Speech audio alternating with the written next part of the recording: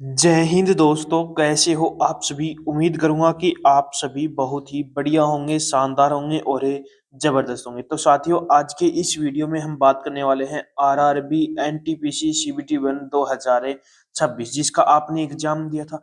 अब बच्चे वेट करें कि सर इसकी आंसर की है वो आपकी कब तक जारी होगी। तो आंसर की जो डेट है वो आपकी जारी हो चुकी है, उसके बारे में बात करेंगे।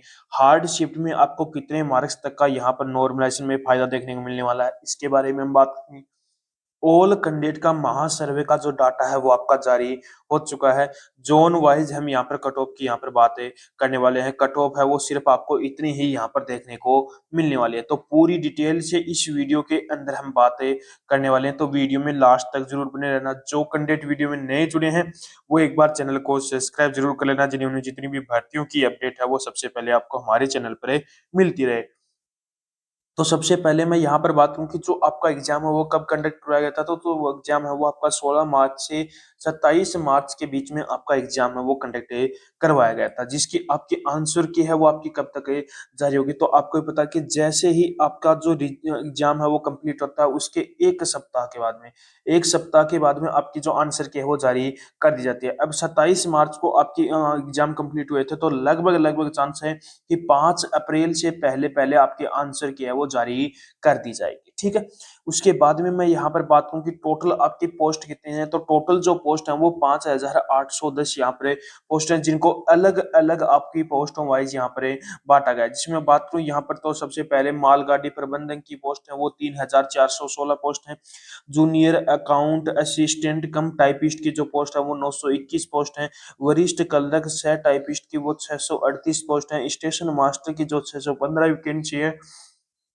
टिकट पर्यवेक्षक की 161 वैकेंसी है। और ट्रैफिक सहायक की आपकी 59 वैकेंसी, यानी कि जो वैकेंसी है टोटल आपकी 5,810, उन वैकेंसियों को इन पोस्टों वाइज आपका बांटा गया है। जिसके अंदर टोटल कितने कैंडिडेटों ने यहाँ पर फॉर्म अप्लाई किया, तो लगभग आपके 56 लाख ऐसे कैंडिडेट हैं जिन्होंने क्या किया है, यहाँ पर फॉर्म में अप्लाई किया। अब ये तो है नहीं कि 56 लाख के 56 लाख कैंडिडेटों ने ही यहाँ पर एग्जाम दे दिया, नहीं, लगभग 50% कैंडिडेट ही यहाँ पर एग्जाम दे पाते हैं। लगभग आपके 25 लाख ऐसे कैंडिडेट हैं जिन्होंने क्या दिया है, यहाँ पर एग्जाम दिया है।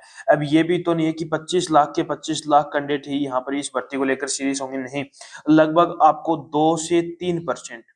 2% या 3% कैंडिडेट ही आपको ऐसे मिलेंगे जो इस भर्ती को लेकर आपकी यहाँ पर सीरियस रहने वाले हैं। और उन्हीं 2 से 3% कैंडिडेटों का सीबीटी 1 है वो क्वालिफाई होने वाला है। ठीक है।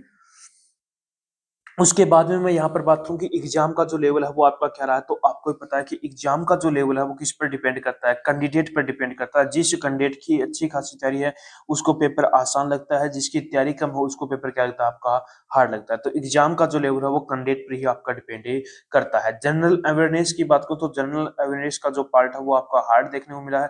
मैथ्स का जो पार्ट है वो मॉडरेट वो आपका हार्ड देखने को मिला है। रीजनिंग का जो पार्ट है वो आपको यहाँ पर मॉडरेट देखने को मिला है। तो ये एग्जाम लेवल का जो काफी बच्चों का जो डाउट था वो भी क्लियर हो चुका है। अब मैं यहाँ पर बात करता हूँ कि जो आपकी हार्ड शिफ्ट कौन कौन सी हैं और इन हार्ड शिफ्टों के अंदर कितने मार्क्स तक का यहाँ पर आपको नॉर्मलाइजेशन में फायदा देखने को मिलने वाला है। तो 16 मार्च की फर्स्ट शिफ्ट हो गई, 27 मार्च की फर्स्ट शिफ्ट हो गई, 17 मार्च की आपकी फर्स्ट और सेकंड शिफ्ट हो गई, 22 मार्च की फर्स्ट शिफ्ट हो गई, 19 मार्च की फर्स्ट और थर्ड शिफ्ट हो गई, 18 मार्च की सेकंड शिफ्ट हो गई, 24 मार्च की फर्स्ट और थर्ड शिफ्ट हो गई, 23 मार्च की सेकंड और 25 मार्च की थर्ड शिफ्ट।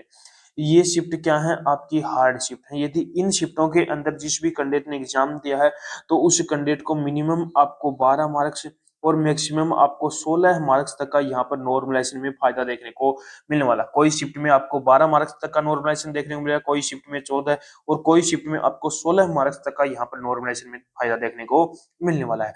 तो ये होगी आपकी हार्ड शिफ्ट के अंदर यहाँ पर नॉर्मलाइजेशन की बात। अब मैं बात कर लेता हूँ कि जो आपकी मॉडरेट शिफ्ट कौन कौन सी है, उन मॉडरेट शिफ्ट के अंदर कितने मार्क्स तक का यहाँ पर आपको नॉर्मलाइजेशन में फायदा देखने को मिलने वाला है।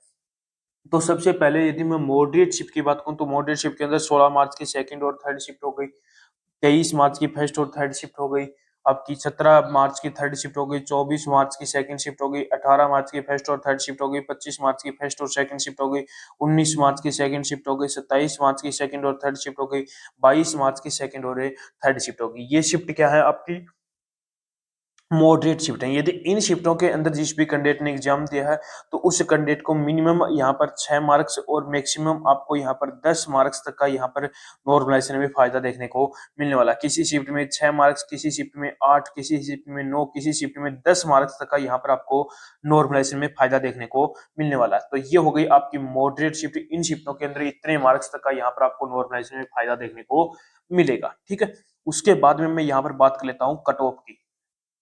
कुछ आपके डेंजर जोन है और कुछ आपके यहाँ पर क्या है, सेफ है जोन है। तो सबसे पहले मैं यहाँ पर बात करता हूँ डेंजर जोन की। तो डेंजर जोन के अंदर सबसे पहला आपका चंडीगढ़ जोन हो गया, चंडीगढ़ के बाद में चेन्नई होगा, चेन्नई के बाद में अहमदाबाद होगा, अहमदाबाद के बाद में प्रयागराज होगा, प्रयागराज के बाद में गुवाहाटी, पटना, मुजफ्फरपुर हो गया, सिलीगुड़ी हो गया, कोलकाता हो गया और गोरखपुर हो गया। ये ऐसे जोन है जिनकी कट ऑफ है वो थोड़ी सी यहाँ पर हाई देखने को आपको मिलती है। तो सबसे पहले यहाँ पर यूआर कैंडिडेट की मैं बात करूँ तो यूआर कैटेगरी से जिस भी कैंडिडेट के 64 से 68 के बीच में मार्क्स हैं तो वो कैंडिडेट क्या है, यहाँ पर सेफ है रहने वाले हैं। ये आपके रो मार्क्स कट ऑफ है, ये नॉर्मलाइजेशन कट ऑफ नहीं है, ये आपकी रो मार्क्स कट ऑफ है। और नॉर्मलाइजेशन में आपको यहाँ पर 10 प्लस करके चले लेना, 10 या 12 मार्क्स प्लस करके चलोगे तब जाकर आपकी नॉर्मलाइजेशन कट ऑफ यहाँ पर रहने वाले हैं। तो ये आपके रो मार्क्स कट ऑफ है रहने वाले हैं। तो यूआर की 64 से 68, ईडब्ल्यूएस की ओबीसी की आपकी 60 से 64, ईडब्ल्यूएस की आपकी 56 से 60 के बीच में, एससी की 52 से 55 और एसटी की 46 से 50 के बीच में मार्क्स हैं तो आप भी कैंडिडेट क्या हो, यहाँ पर सेफ है रहने वाले हो। आपके भी यहाँ पर पूरे पूरे चांस बनते हैं। तो यदि इन जोन के अंदर जिस भी कैंडिडेट ने एग्जाम दिया है तो उन फॉर्म अप्लाई किया था तो वो कैंडिडेटों के यदि इतने मार्क्स हैं तो वो कैंडिडेट अपनी जल्द से जल्द सीबीटी 2 की तैयारी करना स्टार्ट कर दो। ठीक है, उसके बाद में मैं यहाँ पर बात करता हूँ कि सेफ जोन आपके कौन कौन से हैं। सेफ जोन के अंदर हो गया आपका अजमेर, भोपाल, नालंदा, बिलासपुर हो गया, बेंगलुरु हो गया, भुवनेश्वर हो गया, जम्मू हो गया, श्रीनगर हो गया, तिरुवनंतपुरम हो गया, मुंबई हो गया, रांची हो गया, सिकंदराबाद हो गया। ये ऐसे जोन है जिनकी कट ऑफ है वो आपकी डेंजर जोन से थोड़ी सी यहाँ पर कम देखने को मिलने वाली है।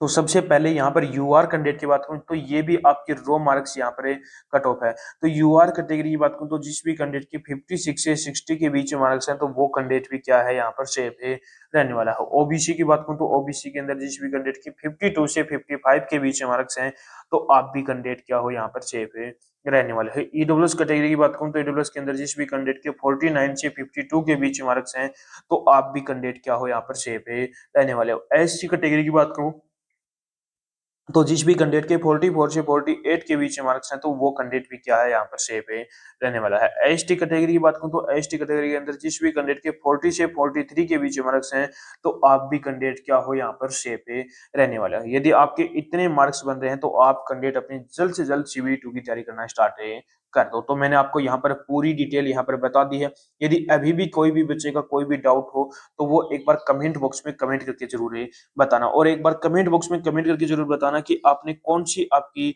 शिफ्ट थी, कौन सी शिफ्ट में आपने एग्जाम दिया है और आपके कौन से जोन से थे। अपना जोन भी एक बार जरूर बताना कौन से जोन से थे और कितने मार्क्स आपके यहाँ पर बन रहे हैं। तो उसका रिप्लाई मैं आपको बहुत जल्दी करने वाला हूँ। तो उम्मीद करूंगा कि आपको हमारा ये वीडियो पसंद आया होगा। तो एक बार लाइक के शेयर सब्सक्राइब जरूर करना और एक बार कमेंट करके जरूर बताना कि आपको हमारा ये वीडियो कैसा लगा।